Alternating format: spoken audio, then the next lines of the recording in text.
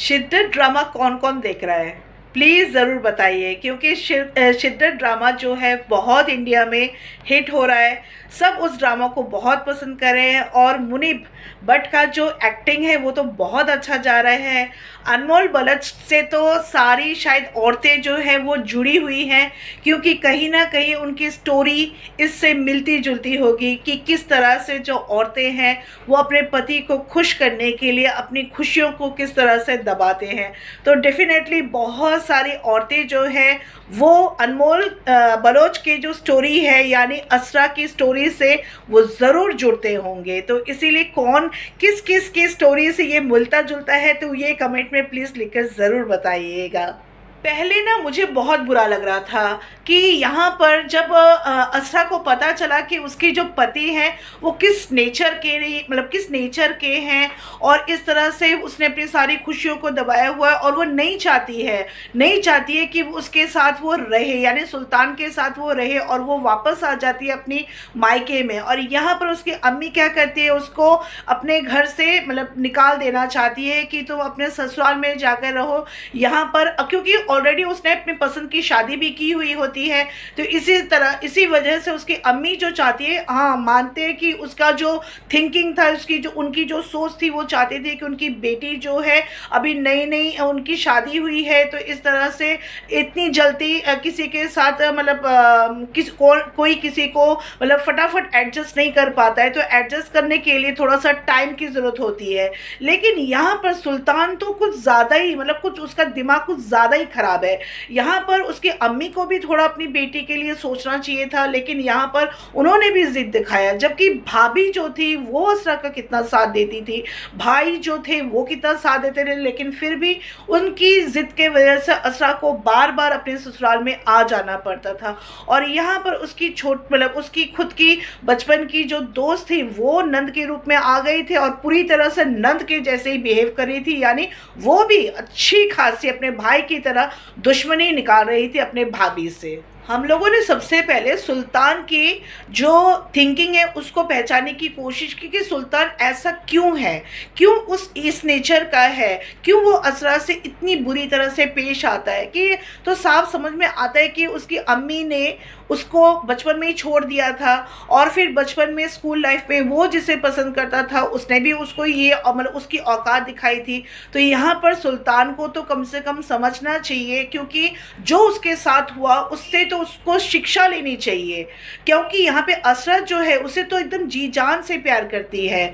तो यहाँ पर कम से कम सुल्तान को वही वाला प्यार, असरा वाला प्यार तो उसे लौटाना चाहिए। लेकिन वो क्या कर रहे हैं, वो भी तो सेम उसकी अम्मी ने जो किया या जो स्टूडेंट लाइफ में उसके साथ हो चुका था उसने जो इसके साथ किया वो भी तो सुल्तान सेम टू सेम यही कर रहा है। तो यानी यहाँ पर साफ पता चल रहा है कि सुल्तान जो है वो औरतों से रिवेंज लेने की पूरी तरह से कोशिश कर रहा है, लेकिन असरा जो है वो भी हार मानने वाली नहीं है। वो भी अपने प्यार के थ्रू सुल्तान को पूरी तरह से जीतने की कोशिश करती है, एज यूजुअल जैसे इंडियंस लोग, पाकिस्तानी लोग या फिर बांग्लादेशी लोग यानी एशियन लोग, शायद वर्ल्ड के सारे औरतें अपने पति को खुश करने के लिए शायद ऐसा ही करते हैं। नौफिल भी एक लड़का है, लेकिन उसको कुछ भी फ़ायदा नहीं होने वाला सुल्तान से, लेकिन फिर भी वो चाहता है कि उन औरतों को वो बचाए जो उसके चुंगल में फंस चुके हैं। तो इसी वजह से वो उससे लड़ने की कोशिश कर रहा है। और यहाँ पर वो परिजे को पहले तो उसको इनकरेज कर रहा है कि तुम उससे बदला लो, तुम्हें बदला लेना चाहिए, क्योंकि अगर तुमने यानी हर किसी लड़की ने अगर उसे माफ़ करना शुरू कर दिया तो इस तरह से तो लड़के जो है वो अपनी मनमानी करते चले जाएंगे। तो इसीलिए तुम लोगों को सबक सिखाना बहुत ज़रूरी है। लेकिन अभी भी परिसे जो है वो मतलब उसका जो दिमाग है वो अभी भी हिला हुआ है, वो अभी भी मतलब सुल्तान के साथ कम से कम वो फिर से मतलब फेस टू फेस नहीं होना चाहती। तो इसी वजह से यहाँ पे नौफिल जो है वो चांदी को तैयार करता है कि उसके सामने उसको खड़ा करे और यहाँ पर उसको चुंगल में फंसाए, अपने चुंगल में उसको फंसाए। तो इस तरह से वो कुछ एक प्लान बनाने की कोशिश तो कर रहा है। होते हुए कोई भी मेरे चाहने वालों पे ज्यादती करे। मैं सब बात बोलूं बाजी, नौफल भाई का ऐसा ही रहना, उसको माफ करना है तो मान मेरी जो सच से आती कई बार असरा जो है सुल्तान को एकदम रंगों हाथ पकड़ लेती है। उसकी अम्मी ने तक उसको रंगों हाथ पकड़ा है, फिर भी यहाँ पर अपनी बेटी को क्या सलाह देती है कि लड़ो, अपनी जो मतलब अपने पति को दूसरों से मतलब लेकर ही जीतो। तो यहाँ पर ऐसे ऐसी जो बातें हैं ना, मतलब सेंटिमेंटल बातें बता कर जो लड़कियों को ना उनकी माएँ ऐसा ही शिक्षा देती रहती है कि अपना घर मत छोड़ो, तुमको छोड़ना नहीं चाहिए, बल्कि अपना हक रखने के लिए उसके ऊपर नज़र रखनी चाहिए, उसको मतलब अपने ऊपर लट्टू बनाना चाहिए, पता नहीं क्या क्या ब्ला ब्ला ऐसे करके उनको समझाया करती है माएँ। लेकिन कहाँ माँओं को समझाना चाहिए कि बच्चों को अपने पैरों पर खड़ा करे, उनको लिखाए पढ़ाए, ये सब शिक्षा देनी चाहिए। लेकिन नहीं, वो सब ये सब शिक्षा देती है कि नहीं, पति की बातों पर उठो और पति के बात पर बैठो। यानी पति जो है उसका अगर गला भी दबा दे तो भी किसी के सामने मुंह मत खोलो। कोई बहुत देखी है क्या? हाँ, ऐसा ही समझो। मुझे लगा शायद सुल्तान है। सुल्तान? सुल्तान इस वक्त कहाँ से आएगा? वो तो ऑफिस में होगा ना? ठीक कह रही हूँ, वो तो ऑफिस में होंगे इस वक्त। सुल्तान को बहुत घमंड है अपनी खूबसूरती के लेकर, अपने अंदर की जो खूबियां हैं उसको लेकर उसको बहुत घमंड है। और मुझे बहुत अच्छा लगा है कि यहाँ पर जो मशाल है, शायद उसकी अल्लाह की तरफ से उसको एक अच्छा दोस्त मिल लिया, क्योंकि यहाँ पर मशाल जो आई है उसके लिए एक बहुत अच्छी सहेली बनकर आई है। क्योंकि यहाँ पर वो उसको बहुत इनकरेज करती है, उसको ड्रेसअप के लेकर, और फिर से वो पहली जैसे ही दिखे, पहले जैसे ही अपने ऊपर मतलब मेकअप करे, अपने हाथ, उसके हाथ बहुत सुंदर है, वो अपने हाथों के ऊपर फिर से चर्चा करना शुरू करे और उसको इनकरेज करती है कि वो अपने बारे में भी सोचे, अपनी खुशियों के बारे में भी सोचे। तो अच्छा लग रहा है कि यहाँ पर कम से कम मशाल जो है अब उसको इनकरेज करती है और उसकी एक अच्छी सहेली बनकर सामने आई है। सुल्तान को धक्का लगता है जब मशाल यहाँ पर बात कर रही होती है असरा से, क्योंकि उससे उसकी शादी से पहले, यानी यहाँ पर सुल्तान से शादी से पहले उसके लिए एक अच्छा खासा रिश्ता आया हुआ होता है। तो जिसको यहाँ पर असरा मना कर देती है किसी वजह से, क्योंकि वो उसे पसंद नहीं करती थी और यहाँ पर वो सुल्तान को ज़्यादा प्यार करती थी, पसंद करती थी, तो यहीं पर वो शादी करना चाहती थी। लेकिन अच्छा लड़का तो वो था, कैरेक्टर का अच्छा लड़का वो था, तो यहाँ पर वो असरा को प्यार करता था, पसंद करता था। तो यहाँ पर इसी बात को लेकर मशाल जो है चर्चा कर रही होती है रसोई घर में, और यही बातें जो है सुल्तान सुन लेता है और फिर उसके बाद उसका शक होना शुरू हो जाता है फिर से। सुल्तान तुम्हारा दिल नहीं रखता ना, तो तुम उसकी बात इतनी जल्दी क्यों मान लेती हो? मुझे तो बहुत अफसोस हो रहा है इस बेचारे इसरार के लिए। तुमने भी इतना अच्छा खासा लड़का छोड़ के इस खपती सुल्तान से शादी कर। ऐसा बात करो, कोई सुन लेगा तो खामखा बात बढ़ जाएगी। मशाल फिर से मजाक में चाहती है कि उस लड़के से इसका टाका फिर से जुड़ जाए। तो यहाँ पर वो सिर्फ मजाक कर रही होती है, लेकिन पीछे तो सुल्तान जो है वो तो सीरियस हुए जा रहा है। वैसे तुम कहो तो अभी भी तुम्हारा इसरार के साथ सीन ऑन करवा सकते हैं, तुम चाहो। मशाल जैसे सोच रही है ना, उसे ऐसा ही करना चाहिए।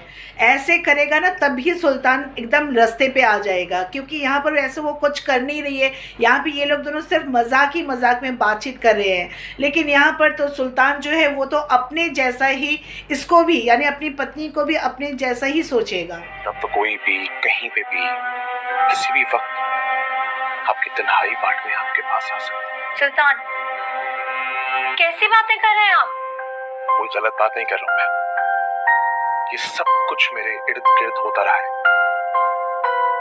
लेकिन मैंने कभी ये नहीं सोचा था कि एक दिन ये सब कुछ मेरे साथ भी होगा। अगर देखा जाए तो मशाल ने अनजाने में बहुत अच्छा काम कर दिया, क्योंकि यहाँ पर अब जाकर कम से कम असरा के प्यार को वो पहचान पाएगा। लेकिन उसका जो शक है वो तो इतनी जल्दी नहीं जाएगा, क्योंकि अब तो वो पहले पता करेगा कि जिसने उसको प्रपोज किया था वो है कौन, करता क्या था। तो भोली है, उसके दिमाग में तो इतना दांव पेच है नहीं, तो वो तो साफ साफ अपनी जो हिस्ट्री है वो इसको बता देती है, यानी सुल्तान को तो बता देती है, लेकिन सुल्तान के दिमाग में तो कुछ और ही चल रहा होता है।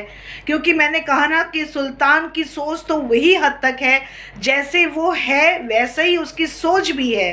मुझे वो पसंद नहीं आए, इसलिए मैंने उन्हें रिजेक्ट कर दिया। लेकिन जाने से पहले उन्होंने कहा था कि मैं भले आपका आइडियल ना सही, लेकिन आप मेरी आइडियल हैं।